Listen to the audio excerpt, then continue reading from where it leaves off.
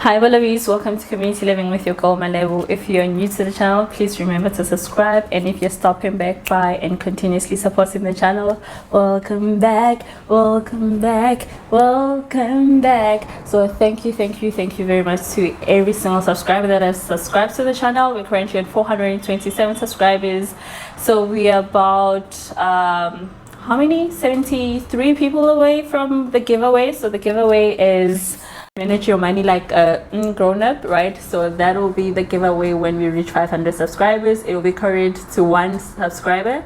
So please remember to subscribe, and please remember to continuously support the channel by liking if you like the content, commenting, sharing, whatever you're doing in your financial journey, right? So the whole purpose behind community living is actually to become a community where we are very much aware about our finances. We're continuously improving our finances, and we find ways that we can make more money, guys, because one salary cannot sustain any lifestyle in this day and age. So this is basically what the channel is about. We are a financial literacy channel, and today's topic, let me just introduce this shortly, is how to avoid debt, or how to live a debt-free life, right? So last week we spoke about various savings challenges that you can follow, and I think a lot of people were interested in the 100k challenge one, and it's very much I'd say easy if you are disciplined enough to save up to 100k, if you do have the money as well. So but yeah, this week I want us to talk about debt, right? Debt is a very huge topic in finance. It's something that we all shy away from talking about with other friends or family, and we never know if we're doing it right or doing it wrong, right? So that's the topic of the day. So we will be covering a lot of topics, like what exactly is debt, the different types of credit that would lead to debt, right? And how you might be able to pay off your debt, right? Ways that you can be able to pay off your debt, and also learning the difference between good and bad debt. Some people really are just taking debt. They don't know, what I'm doing, is it a good thing or a bad thing? So when it comes to your debt, and also the things that you must actually avoid buying, or you must avoid getting debt on, or any type of credit related to that. So that is basically what today's episode is about, because we want to start the year on a very good note where our finances in order. If we have debt, we're paying it accordingly. And yeah, that's basically what the episode is going to be about. So we're gonna start right ahead and just start by the first thing. What is debt? So everyone will just be like, why are we even covering that topic? Every single person in the world knows that. But what the channel is about is that we need to teach financial literacy in such a way that we're assuming you're in grade 1, because we were not taught financial literacy anyway, right? So debt for me is anything that will lower your net worth, right? So your net worth is basically your value of your assets, right? All your assets, and whatever you have in your savings, whatever you have in your investments, that is basically what your net worth is. We probably won't count an emergency fund. If you have an emergency fund, probably subtract that from your net worth. But yeah, that is basically what your net worth is, and debt tends to lower that, right?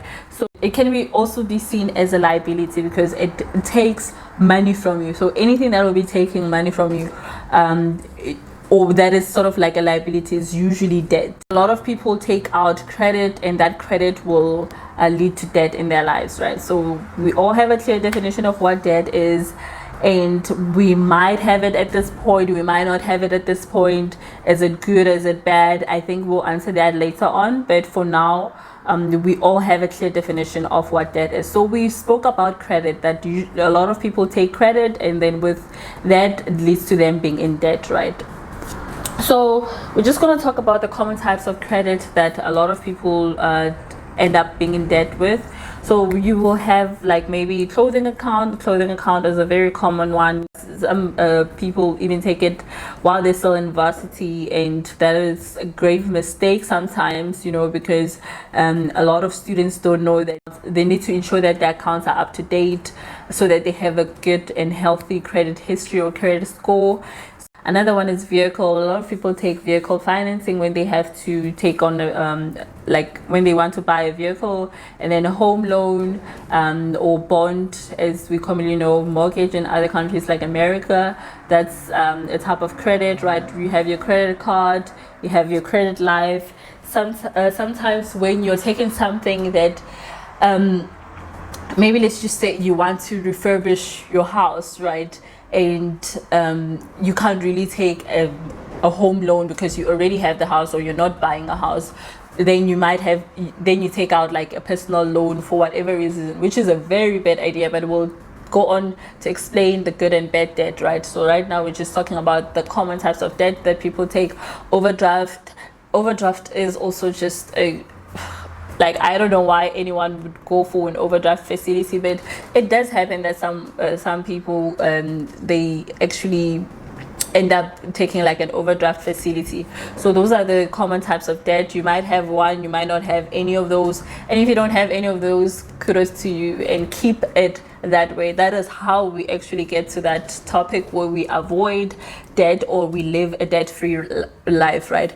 As we've already explained, that debt is something that takes money from you, that lowers your net worth, that occurs from you taking credit. So if you don't have any credit, your net worth is not being lowered. So what you have is what you own, right? Because if, for example, you have one of the credits that I've mentioned, let's just say, for example, you have a clothing account that you owe about 5,000, right? So that is we're not even counting interest, right? So that basically means that you're taking 5,000 away from your total net worth. So if your total net worth is like 50,000, it means you have 45,000. But if you don't have that clothing account that you owe, that you might be owing, then your total net worth is 50,000 instead of 50,000 minus whatever credit facilities that you have, that you've opened accounts with, or that you've used up, right? So another common thing about credit is that usually with any credit that you take, there's an interest rate that you're charged on, right? There's different interest rates according to whether it's secured or unsecured debt, right? So unsecured debt means that there's no tangible asset that is attached to that debt, right? As I've made an example, you want to refurbish your house. The bank won't own your tables, your fridges, whatever you're going to be using, your kitchen unit.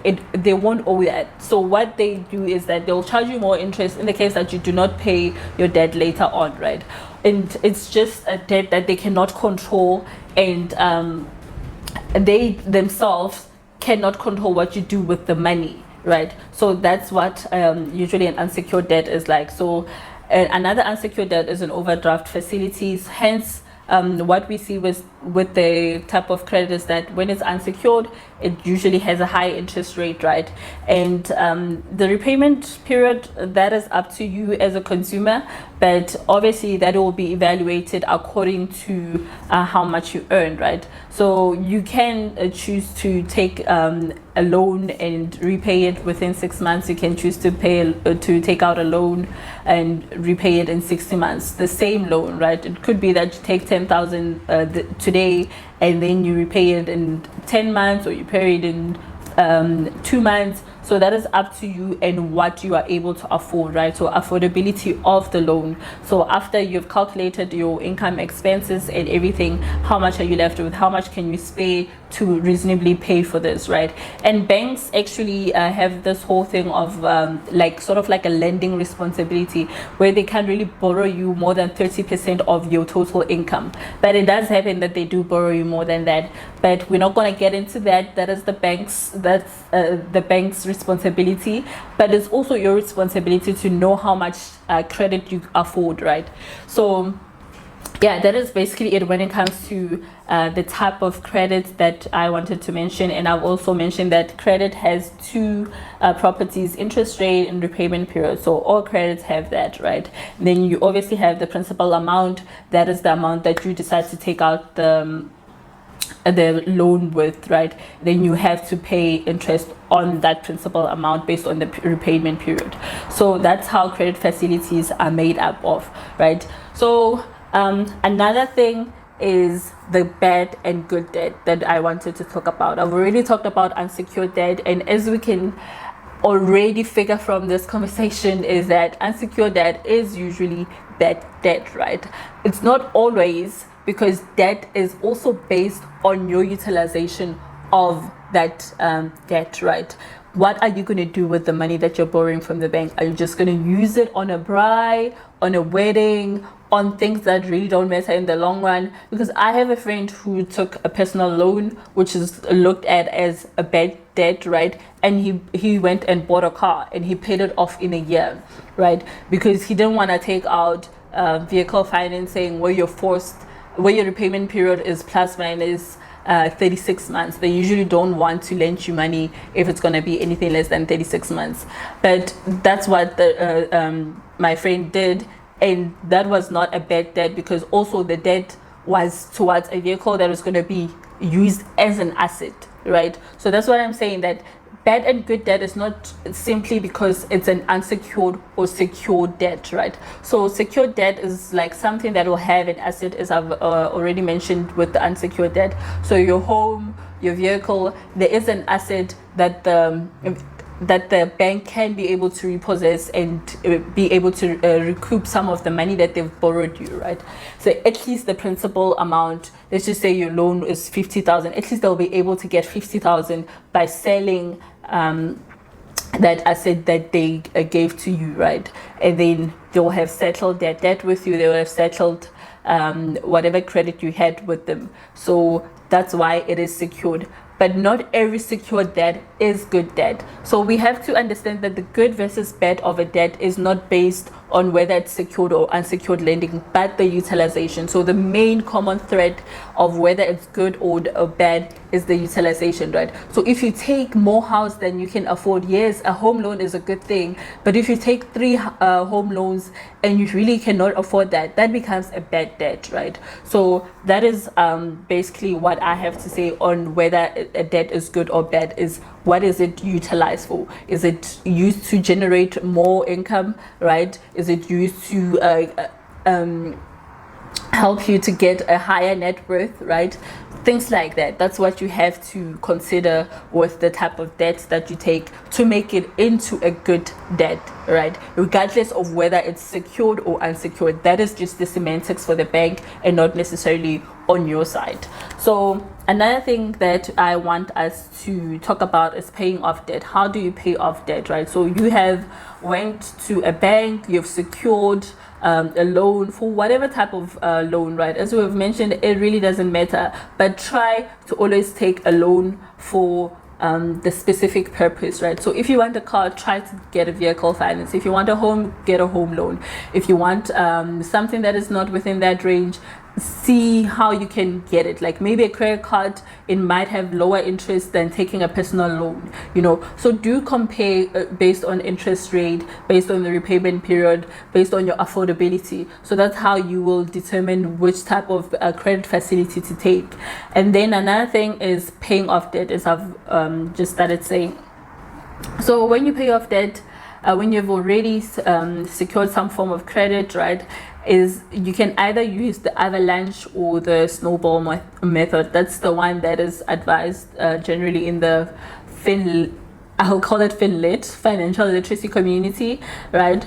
So just read on the avalanche and the snowball theories as to like how they work and how you can utilize them, right? So that is basically it. So I also just want to urge you to avoid buying certain items. So I've just listed a couple of items. So you can also think about different things that you shouldn't be getting into debt for, like clothing. Like there's no need for us to buy clothes on a clothing account, right? Because a clothing account, similar to personal loan, charges you very high interest. You find that you're paying plus minus 25% on a clothing account. So every 200 rand you spend, you have to add maybe like 25 bucks to it or something like that, which is crazy. So actually 50 bucks to it, which is crazy. So do you want to do that with clothes? I don't think so, because you can really budget for the clothes that you want to buy. And unless you really need clothes, maybe you just secured a job and you have to like buy clothes, or maybe there's a funeral and you don't have money, I think that's the only time I would say you might need to use a clothing account, but otherwise never use a clothing account, right? And then the second one is for buying food, right? So every single month you should be setting up a budget on how much one, you earn, secondly, how much you can spend on food. And if you've went above your budget for the month, you should be able to find ways of utilizing whatever that's in the house up until the month ends, instead of like using credit. Like, I know people that have maybe Woolworths account will go to Woolworths and start buying food using their account, right? And then the people that have credit cards will use their credit card to buy food. I used to do that, hence I decided that I'm gonna take my credit card and like leave it at home, because I used to just buy food however I wanted, and whenever I run out of spending money for my food, I'll just take my credit card and start spending, and I'll spend plus minus 5k on food. Like a single person, that's why I'm this big probably, because like a single person spending 5k on food, it really doesn't make sense. I'm a foodie, but it really doesn't make sense to spend 5,000 rand on food as a bachelorette. Yes, so because I'm staying alone and my food should not be more than 2.5 regardless of where I'm shopping, right? So yeah, another thing would be vacation. If you can't afford a vacation, I don't think you should be taking out debt for it. And the last thing would be a wedding. So thank you guys for tuning in this week's episode. I just want to say love you very much and see you in the next episode.